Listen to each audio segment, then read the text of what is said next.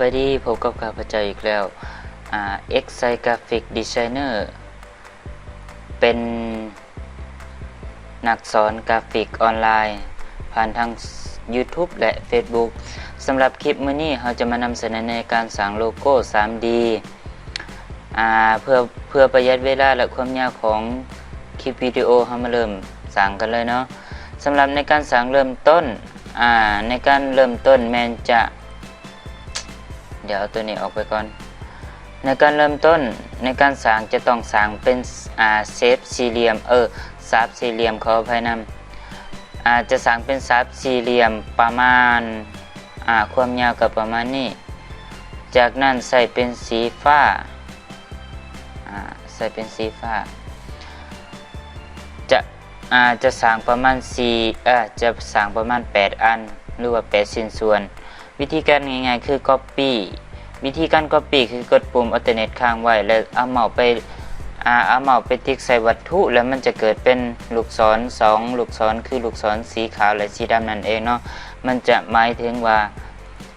บ่งบอกถึงการ Copy และหลังจากนั้นดึงหลากลงมาเลย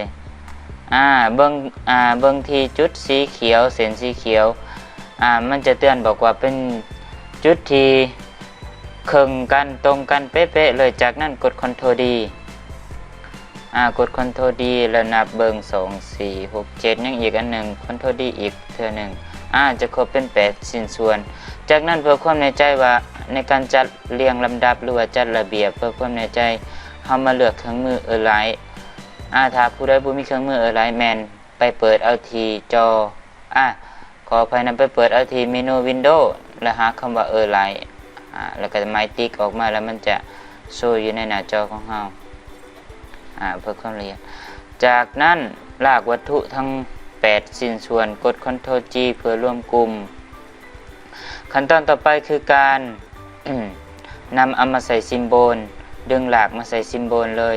สำหรับซิมโบลถ้าผู้ใดบ่มีก็ไปเปิดเอาอยู่ใน Windows จากนั้นเปลี่ยนชื่อถ้าบ่จำเป็นบ่ต้องเปลี่ยนก็ได้จากนั้นคลิกโอเคไปเลยจากนั้นสร้างวงกลมมาวงกลมมา1วงในการสร้างวงกลมกับเอาที่เครื่องมือของ Ellipse Tool แล้วกดปุ่ม Shift Alternate ค้างไว้ดึงหลากออกมาจะเป็นวงกลมแต่อย่าลืมกดปุ่ม Shift ถ้าบ่กดปุ่ม Shift มันจะบ่เป็นวงกลมมันจะเป็นรูปหน่วยไข่อย่างประมาณนี้ถ้าอยากได้กลมแท้ๆแม่นกดปุ่ม Shift แล้ว Alternate ค้างไว้ดึงหลากออกมาจากนั้นเราจะตัดเอาแต่ครึ่งหนึ่งของวงกลมวิธีการตัดก็คือเราจะใส่เส้นเครื่องมือลายเช็คเมนต์ดึงหลากลงมาเบิ่งตรงเส้นเบิ่งบนเส้นสีเขียวถ้าเส้นสีเขียวตรงมันก็จะตรงเป๊ะๆก็คือจะครึ่งกลางของวงกลมเท่านั้นเองเนาะแล้วก็เพิ่มเส้นขอบให้มันประมาณ1% ความหนาจากนั้นมาที่เครื่องมือ Pathfinder Pathfinder แล้วเลือกเครื่องมือ Device จากนั้นเลือกเครื่องมือ Device จากนั้นมากดปุ่ม Device มากดเครื่องมือ Device แล้วมันจะทำการตัดออกเป็น2ชิ้นส่วนจากนั้นคลิกขวาเลือกอันกรุ๊ปแยกออกไปแต่อย่าลืมว่าก่อนที่จะแยกได้ต้องอันกรุ๊ปหลังจากนั้นจะเอาแต่ชิ้นส่วนนี้จากนั้นไปเข้าที่เครื่องมือ Effect ขออภัยนำไปเข้าที่เมนู Effect แล้วเลือก 3D แล้วเลือกRevolve จากนั้นติ๊ก Preview เบิ่งแล้วคลิกที่ Map Art ในซิมโบลเปลี่ยนจาก None เป็น New Symbol ที่เฮาสร้างขึ้นมาเมื่อกี้จากนั้นมาปรับเปลี่ยนทิศทางของเฮาตามที่เฮาต้องการ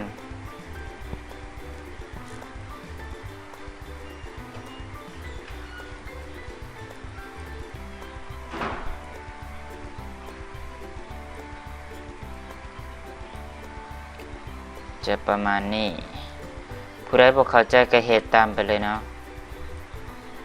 เดี๋ยวก็สิ้นเองเฮ็ดตามคลิปไปเลยง่ายๆ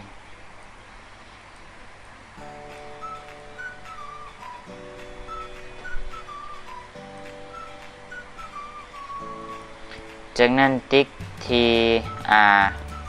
invisible ติ๊กอยู่บนนี้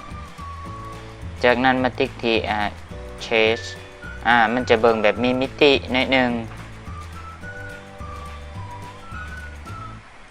จะเริ่มคือแล้วจะประมาณนี้จากนั้นติ๊กโอเค